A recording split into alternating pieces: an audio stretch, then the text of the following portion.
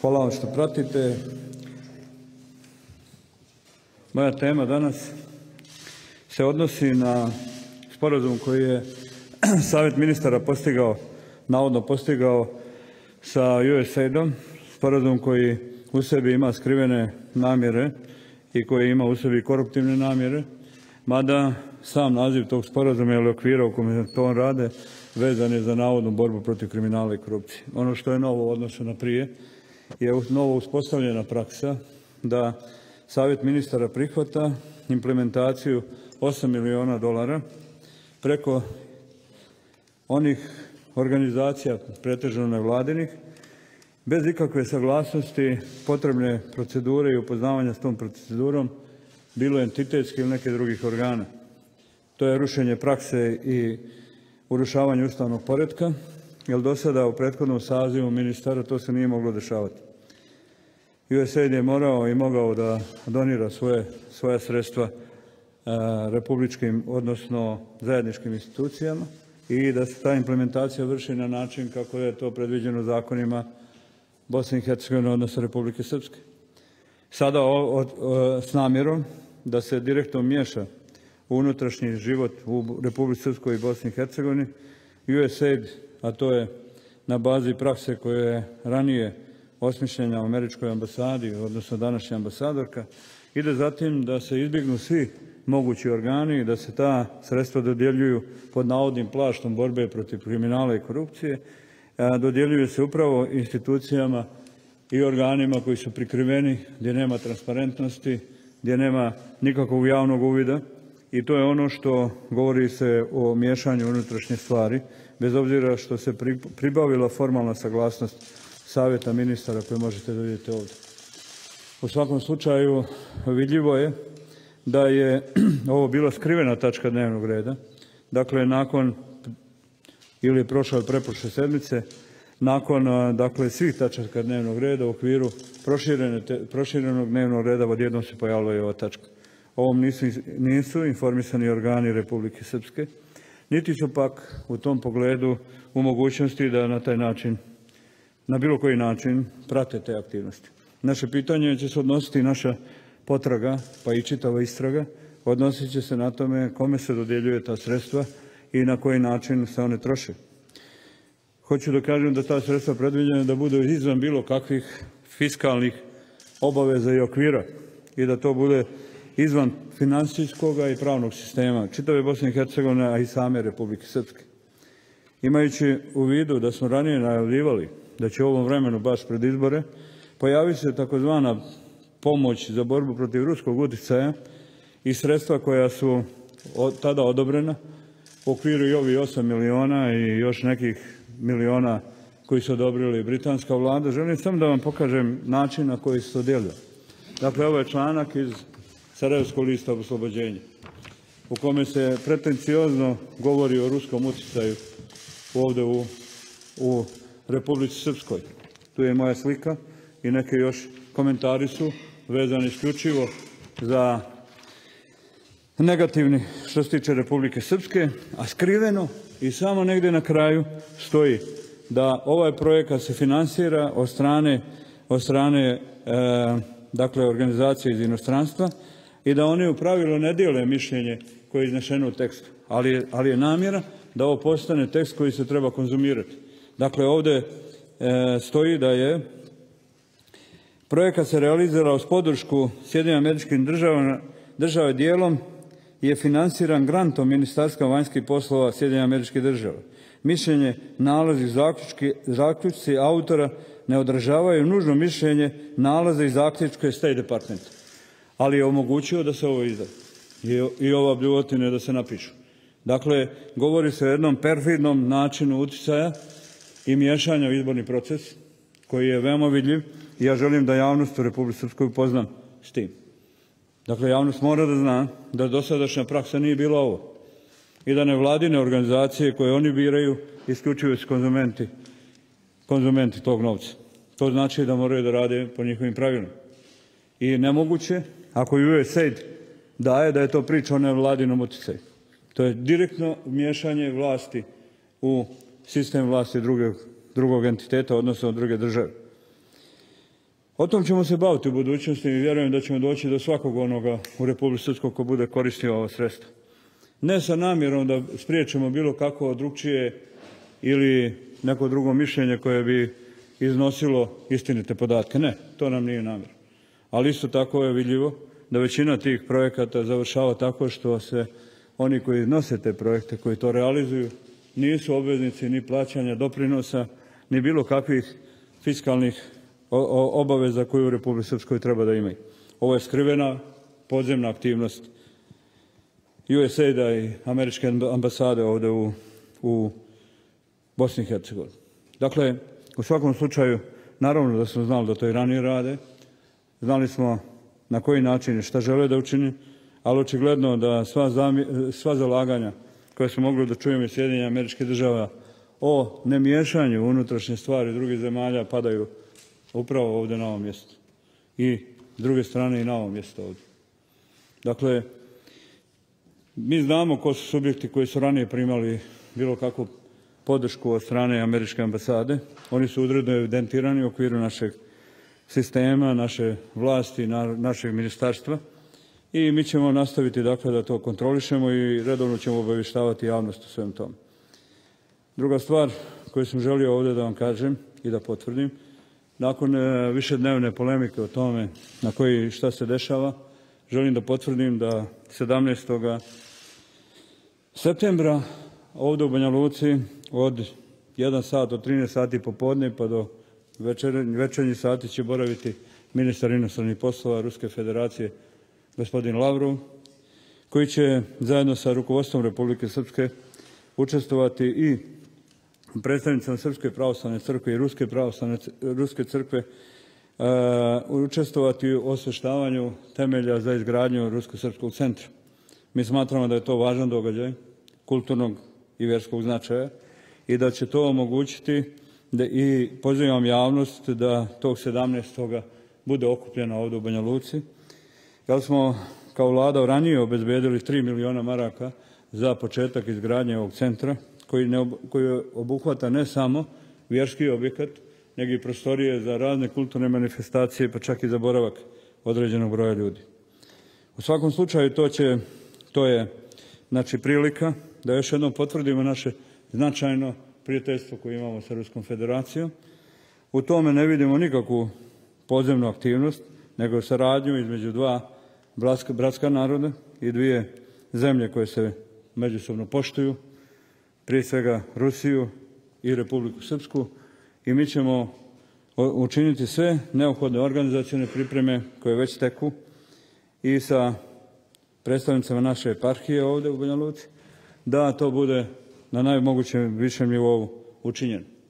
Za Banja Luku to je prilika i čast da pozdravi jednog od najvažnijih političkih i državnih ljudi današnjice, gospodina Lavrova, i vjerujem da ćemo svi zajedno u tome okupljeni moći da uživamo u energiji koju će proizvesti taj događaj. To su bile dvije bazične stvari.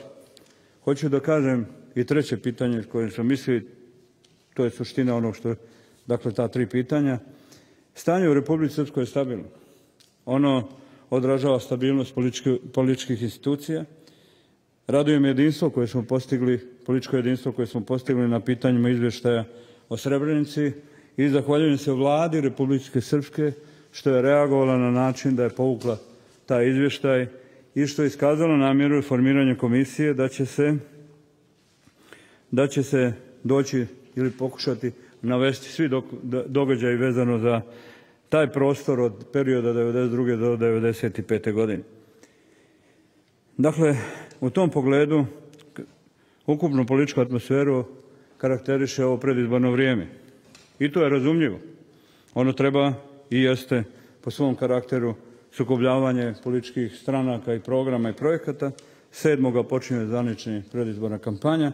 Svi će subjekti moći da iznesu svoje stavove i ja sam ponosan na otvorenost i demokratičnost koju pokazuje Republika Srpska i njenu sposobnost da provede fer i poštene izbore. S druge strane, ekonomsko stanje u Republici Srpskoj, reći ću samo da evo sad ulazimo u 17. kvartal u kome Republika Srpska ima kontinuirani rast svog domaćeg proizvoda. Znam za mnoge, pogotovo u medijima, to nije neki važan podatak, ali želim da istaknem činjenicu da se povećava procenat pokrivenosti uvoza izvozom u Republici Srpskoj i da to omogućava naše sasvim druge optimistične i realne planove vezano za povećanje primanja i u realnom i u javnom sektoru, a negde polovinom, odnosno početkom septembra uz augustovsku platu penzionerima će biti isplaćena još jedna jednokratna naknada, imajući u vidu da dolazi jesenje vrijeme i da je neophodno pojačati izdvajanja za zimnice i sve ono što je potrebno da penzioneri održe. Ponosan sam na dostignuća koja smo uradili, na stabilnost koju ima Republika Srpska. Danas ne postoji ni jedno otvoreno pitanje koje bi moglo da bude predmet žestokih prepucavanja na političkoj sceni. Kao što znate, pale su u vodu sve priče o bankrotu Republike Srpske, pale su sve priče o tome kako Republika Srpska neće moći da isplaćuje penzije, mi povećavamo penzije i dajemo posebne naknade. Pale su sve priče o tome kako se neće stići plati poljoprivrednicima. Kao što vidite, mi smo uspjeli ove godine da pojačamo izdvajanje za poljoprivredu i to ćemo nastaviti idućih godina. Nastavit ćemo da povećavamo i plate u realnom sektoru već u idućoj godini i kreiranju budžeta za iduću godinu. Mi predviđamo novo povećanje plata i novo povećanje penzija. Tako da Republika Srpska sa stanovišta ekonomskog svoje stabilnosti bilježi svoj najstabilniji period. Republika sa tog stanovišta je sposobna da rješava mnoge socijalne probleme. Kao što vidite, naravno da ima pojedinačnih slučajeva, ali u Republici Srpskoj u ovom trenutku, bar ja ne znam, ne vodi se ni jedan štrajk i nemamo nigdje izlazaka na ulicu povodom socijalnih problema koji su bili gotovo redovna slika u periodu izbora i predizbora. Očekujem da počne školska godina na vrijeme. Svi neophodne radnje u tom pogledu su poduzete.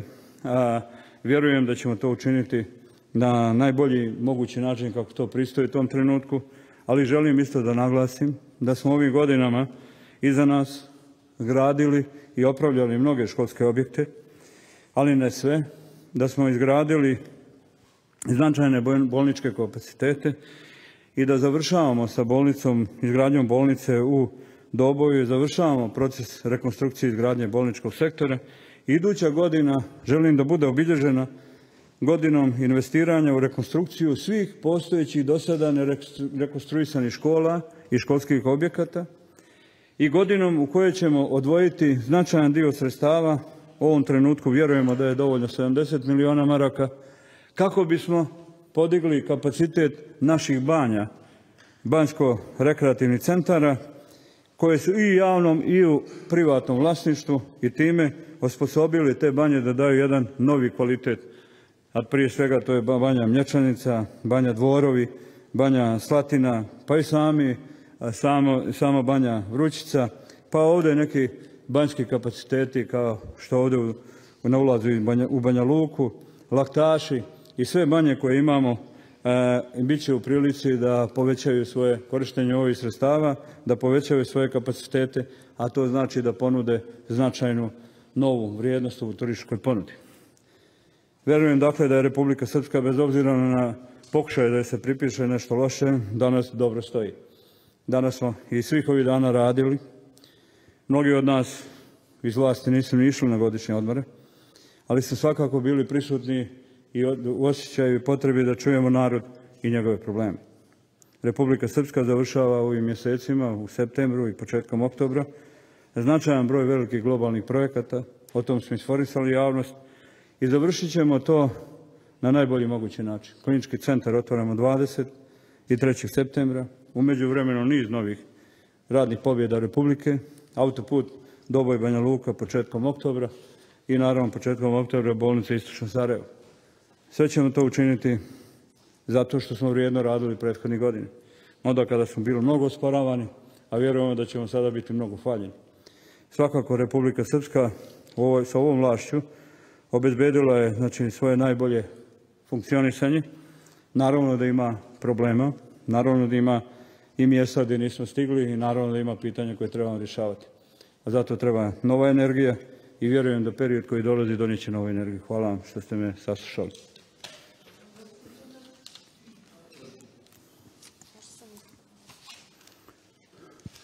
Gospodine predsjedniče, Vladimir Šušak, Televizija Bosne i Hercegovine. Pored svega što ste nabrojali, postoji jedno pitanje na koje institucije Republike Srpske u 150 dana nisu dali odgovor. Ko je ubio Davida Dragičevića?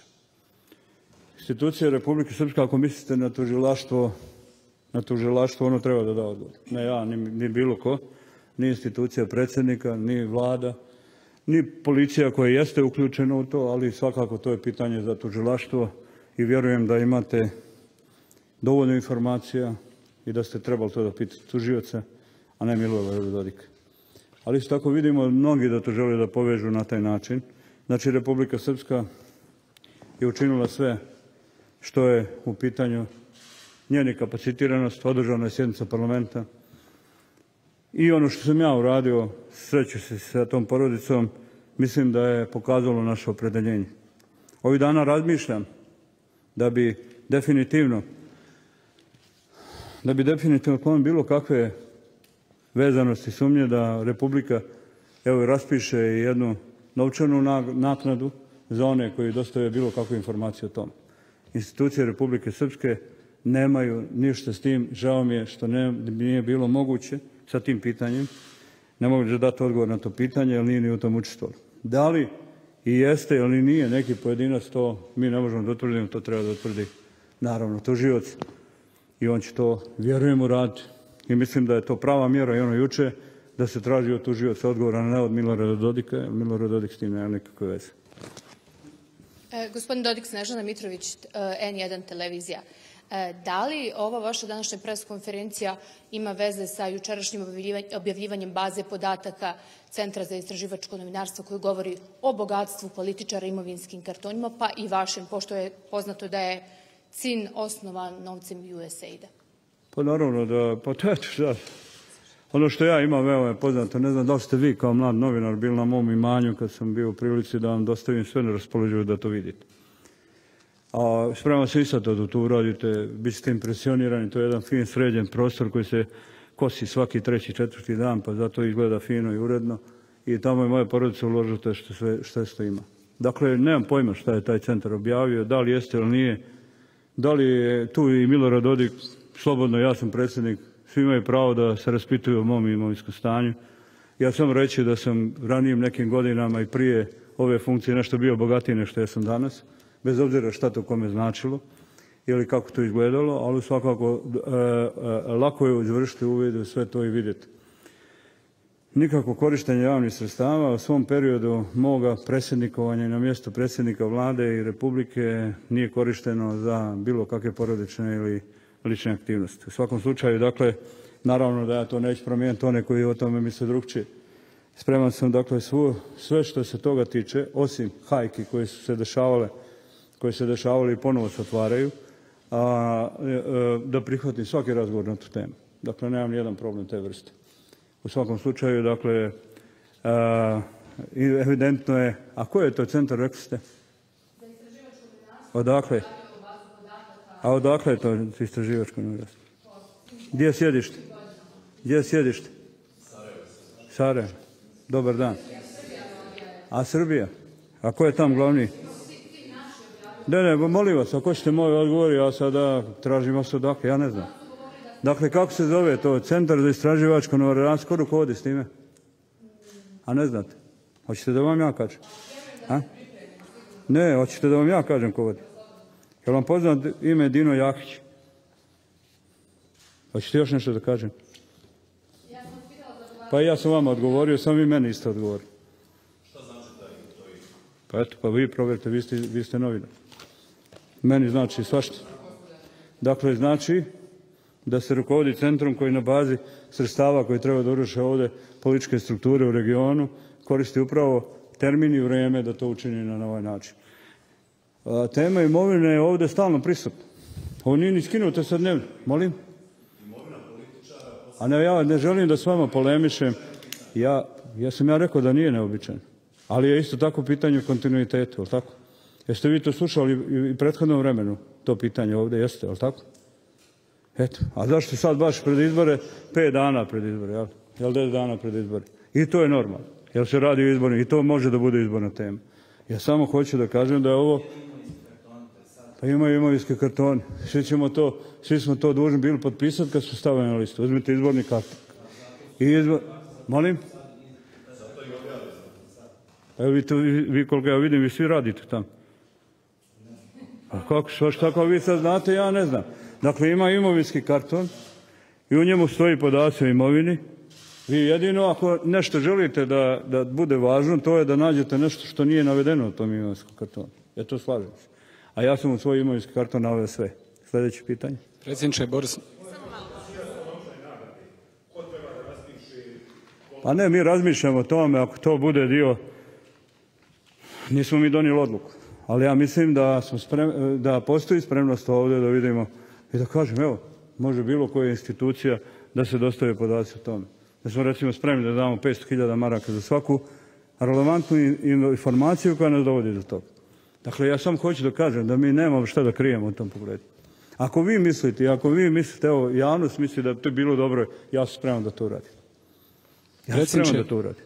Da li adekvatno zakonsko rješenje može biti odgovor na netransparentan rad nevladinog sektora u Republici Srpskoj? I to pitanje, ali znači ovo glavno pitanje koje niste me ništa pitali, ali ovdje postoji, znači sve, vjerujem ja da vi ulazite u te njihove sajtove, sve postoji, ovdje piše da ne treba nikakvu saglasnost entitetskih vlasti, a djeluju na prostoru Republike Srpske.